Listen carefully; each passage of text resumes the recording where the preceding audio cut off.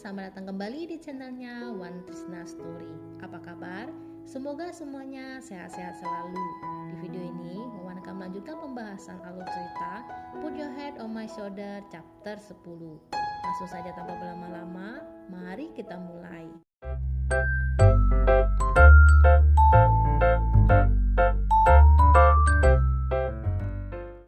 Di chapter sebelumnya, di rumah Wei, teman-teman Momo merayakan ulang tahun Momo. Dibuatlah satu permainan, yaitu susunan balok, yang jika satu balok diambil, susunan balok roboh, maka yang mengambil satu balok akan dikenakan hukuman sesuai dengan isi dari tulisan balok tersebut. Sampailah giliran Wei. Ketika Wei ingin mengambil satu balok, Ake mendorong Wei hingga susunan baloknya roboh. Hukuman Wei adalah berfoto selfie dengan orang yang Wei sukai. Wei mulai berfoto selfie. Ketika teman-teman mau melihat hasil foto, sangat tidak menarik. Wei hanya berfoto dengan dirinya sendiri. Tentu saja Wei selfie sendiri, karena Wei menyukai diri Wei sendiri. Yang padahal di foto tersebut dapat kita lihat ada Momo di situ. Teman-teman Momo saja yang tidak menyadarinya. Selesai acara ulang tahun Momo, teman-teman Momo pamit pulang. Setelah mengantar teman-temannya pamitan, Momo kembali masuk. Mendapati Wei yang juga mabuk sedang tidur. Melihat Wei yang masih tidur, Momo merapikan rumah sendirian. Selesai Momo merapikan rumah, Momo membangunkan Wei. Tidak kunjung bangun, Momo mencoba mengangkat Wei, bermaksud membawa Wei ke kamar tidurnya. Karena berat, Momo tidak sanggup mengangkat Wei, lalu meninggalkan Wei tidur sendirian di sofa.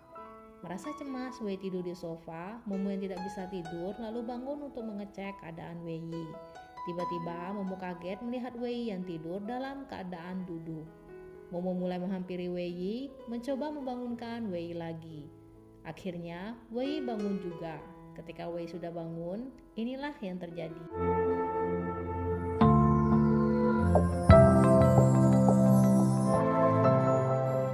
Setelah mencium Momo, Wei kembali tidur. Momo sangat kesal kepada Wei yang habis mencium Momo, Wei malah langsung tidur. Dengan keadaan kesal, seharusnya Momo membiarkan Wei mati kedinginan saja. Dasar, Wei genit. Walaupun dalam kondisi kesal, namun Momo masih peduli dengan Wei. Takut Wei kedinginan, Momo membawakan selimut untuk Wei. Keesokan paginya, bangunlah Momo. Wei yang membuatkan sarapan dengan cinta menyuruh Momo untuk sarapan. Ketika Momo sarapan, Wei membahas mengenai kejadian kemarin malam. Semalam, Wei telah merepotkan Momo. Wei minta maaf. Tidak seharusnya Wei melakukan hal itu tanpa persetujuan Momo. Sebenarnya, Wei sudah lama menyukai Momo. Dengan tersipu malu, Momo mengatakan Momo juga menyukai Wei.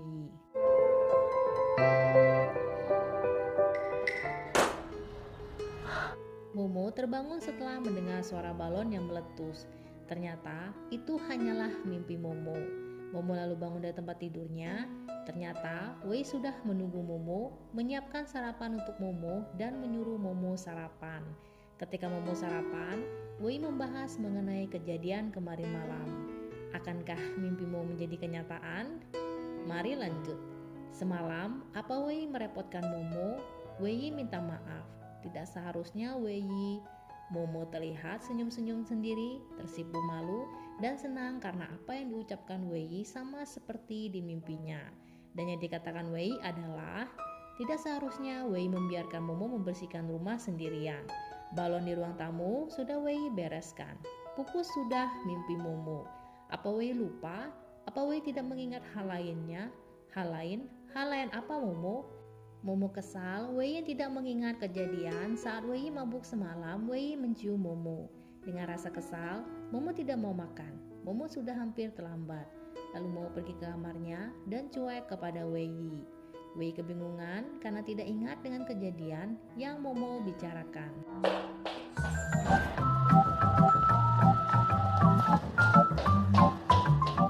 Saat kembali belajar bersama Wang San, Fufi termenung masih memikirkan Momo yang telah menolak cintanya.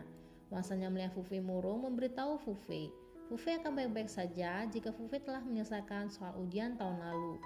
Fufi sudah banyak menyelesaikan soalnya. Wang San selalu saja bilang begitu. Bagaimana denganmu Fufi? Bukankah Fufi sudah pernah berpacaran? Sama hal denganmu, Fufei. Fufei juga masih bilang hal yang sama. Wang San yang menghibur Fufei. Jika Fufei dapat menyelesaikan soal ujian, maka Fufei akan baik-baik saja.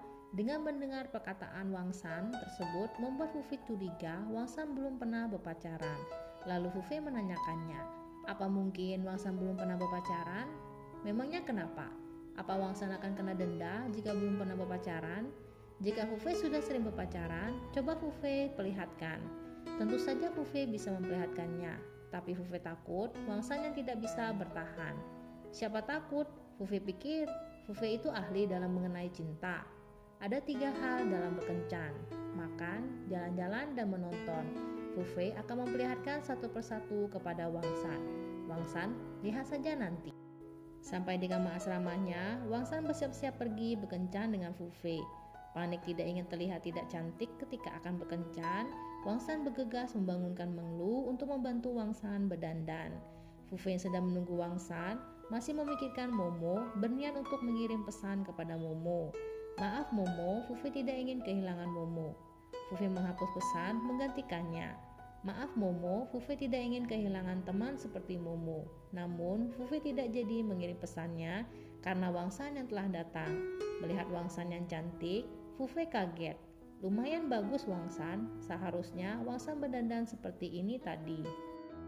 Di kantor Momo kembali diadakan rapat, namun kali ini atasan Sasa marah besar karena proposal yang dibuat oleh karyawannya ditolak oleh direktur seni perusahaan periklanan yang merupakan sebuah proyek untuk perusahaan Momo. Proposal yang diterima oleh direktur seni hanya ide Momo dan si CR. Namun proposal yang dibuat Momo dan si CR belum profesional. Dengan nada marah, kenapa kalian sebagai karyawan tetap tidak sebanding dengan 2 karyawan magang? Sekarang kita sudah tidak ada proyek lagi. Beristirahatlah. Direktur Lina lalu memberitahu atasan Sasa, kita masih ada proyek atasan Sasa, yaitu proyek kampanye jus buah. Masih kesal, atasan Sasa menyuruh Direktur Lina untuk mengatur semuanya. Atasan Sasa tidak mau lagi mengurus proyek tersebut. Setelah atasan Sasa pergi, Direktur Lina justru marah-marah. Kata-kata tidak profesional, Direktur Lina tidak mau lagi mendengarnya. Kalian semua pulang dan persiapkan proposal kalian. Si CR kesal karena Direktur Lina justru marah-marah kepadanya dan Momo. Mereka semua yang mendapatkan komentar negatif dari direktur seni dan hanya proposal milik Momo dan si CR yang diterima.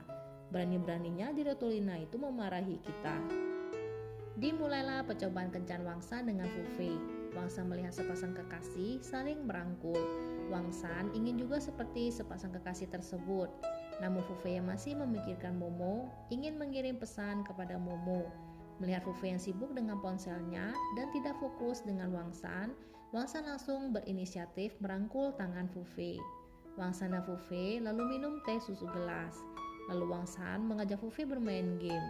Setelah selesai bermain game motor-motoran, Fufei melihat permainan boneka yang disukai Momo yaitu Doraemon. Fufei lalu memainkan permainan tersebut. Di sini, Wang San pun menyadari bahwa Fufei terus memikirkan Momo. Namun Wang San masih bisa memakluminya. Sampai di permainan basket, tiba-tiba Fufei mengatakan, "Jangan diam saja, bantu Fufei Momo." Di saat inilah Wang San tidak bisa memaklumi Fufei lagi. Namun Wang San berusaha tidak memperlihatkannya. Wang San tidak ingin melanjutkan kencan lagi, mengajak Fufei pulang dengan alasan Wang San tiba-tiba teringat ada kelas di malam ini. Kalau begitu, Wang San harus menunggu lain kali untuk pergi makan dan menonton. Baiklah Fufei, setelah Wang San telah memilih filmnya, Wang San akan memberitahu Fufei. Datanglah Niu yang mengira Wang San dan Fufei membeli hadiah ulang tahun untuk Momo. Ketika Niu melihat Wang San membawa boneka Doraemon yang disukai Momo. Niu juga membeli hadiah yang berhubungan Doraemon, yaitu pelembab Doraemon. Hadiah ini bukan untuk Momo Niu, boneka Doraemon ini dari mesin capit. Hadiah untuk Momo masih dalam perjalanan. Fufei merasa bersalah kepada Wang San karena ketika berkencan dengan Wang San, Fufei masih memikirkan Momo. Maaf Wang San, Fufei benar-benar tidak memikirkan hal itu. Kukira semua wanita menyukai. Wang San langsung mematahkan kata-kata Fufei. Tidak apa-apa Fufei, lagi pula ini hanyalah kencan percobaan. Wang San berharap Fufei dapat mengingat. Wang San tidak menyukai makanan pedas, film horor atau Doraemon. Boneka ini adalah kesukaan Momo, bukanlah kesukaan Wang San. Bisakah Wang San dan Fu Fei menyelesaikan proses kencan ini lain kali? Tentu saja bisa. Bagaimana dengan boneka Doraemonnya? Boneka ini Wang San akan menyimpannya agar Fu Fei merasa bersalah. Sebelum menuju kamar asramanya, Wang San yang sedari awal sudah menyadari Fu Fei terus memikirkan Momo. Fu Fei, silakan saja Fu Fei mau mengirim pesan atau bertemu dengan Momo. Fu Fei, janganlah ragu-ragu. Di kantor, Momo mendapatkan pesan dari Wei Yi yang memberitahu Momo bahwa hari ini Wei tidak pulang karena ada eksperimen malam. Menerima pesan Wei yang tidak pulang, Momo kesal. Lalu bergumam, bagaimana Wei lupa kejadian ciuman itu? Dasar Wei genit. Di lab, Wei mendapatkan flu. Si Yuan yang melihat Wei bersin-bersin segera memberi Wei tisu. Sedangkan Chole takut Wei menularkan flu kepadanya. Profesor Chen mengetahui Wei sakit, memberi izin Wei pulang untuk beristirahat. Momo membalas pesan dari Wei Yi. Bagus jika Wei tidak pulang. Momo akan menonton film horor sendirian. Wei merasa senang mendapatkan pesan dari Momo yang seolah-olah mengharapkan Wei untuk pulang. Agar tidak menular, Wei sebaiknya pulang sekarang saja. Telah diizinkan Wang San, Fu Fei lalu mencari Momo, menunggu Momo di tempat kerja Momo. Momo dan Sucea bersama-sama keluar menuju pulang. Sucea lalu melihat Fu Fei. Fu Fei menunggu Momo. Momo menghindari Fu Fei dengan pamit pulang duluan. Fu Fei mencoba mencegah Momo pergi, namun didahului oleh Sucea yang mengajak Momo makan bersama-sama. Momo terus saja menolak dan ingin segera pulang. Namun akhirnya Sucea berhasil membujuk Momo untuk pergi makan bersama setelah mengatakan ini pintu depan kantor. Jika Momo bersikap seperti ini, orang-orang pasti berpikir Momo dan Sucea berkelahi karena seorang pria. Sampailah di tempat makan. Fu Fei meletakkan makanan di adonan pedas yang disukai Momo. Namun Fu Fei serba salah karena Sucea mengatakan Fu Fei tidak peduli dengan Sucea yang hanya meletakkan makanan di adonan pedas. Jika Fu Fei meletakkan adonan yang tidak pedas, Fu Fei takut Momo bertambah marah kepadanya karena Fu Fei lebih peduli kepada Sucea. Melihat Momo dan Fu Fei yang sepertinya sedang bertengkar, Sucea lalu menanyakannya. Jujur saja, Sucea tidak mendukung hubungan Momo dengan Fu Fei. Namun saat ini, Sucea penasaran apa yang sedang terjadi antara Momo dan Fu Fei. Pertengkaran kekasih atau perselingkuhan? Ini kesalahan Fu Fei. Jika ini adalah kesalahan Fu Fei, berarti pertengkaran ini mengenai perselingkuhan. Tidak Sucea, hubungan Momo dan Fu Fei bukan seperti yang Sucea bayangkan. Hubungan Momo dan Fu Fei hanyalah teman biasa. Fu Fei senang mendengar Momo masih menganggap Fu Fei sebagai teman. Merasa mengganggu, Sucea pamit pergi ke toilet. Fu Fei meminta maaf atas kejadian di waktu Fu Fei memeluk dan ingin mencium Momo.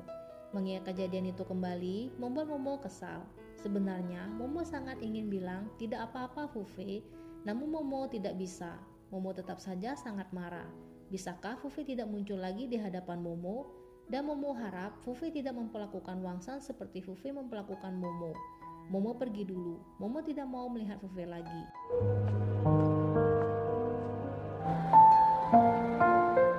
Momo sampai di rumah. Ketika akan buka pintu, Momo kaget melihat Wei yang berdiri di depan pintu.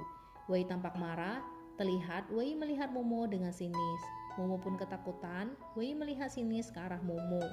Wei kesal karena Wei yang sudah senang bisa pulang cepat, namun Momo tidak ada di rumah. Bukankah Wei bilang Wei tidak pulang hari ini? Momo habis dari mana? Badan Momo bawa makanan. Momo tadi habis makan. Dengan siapa? Fu Fei. Bukankah Momo bilang Momo telah menolak Fu Fei? Tidak ingin mendengar penjelasan Momo. Mengetahui Momo makan bersama Fu Fei, Wei bertambah kesal lalu pergi ke kamarnya dan mengatakan, tidak ada urusannya denganku.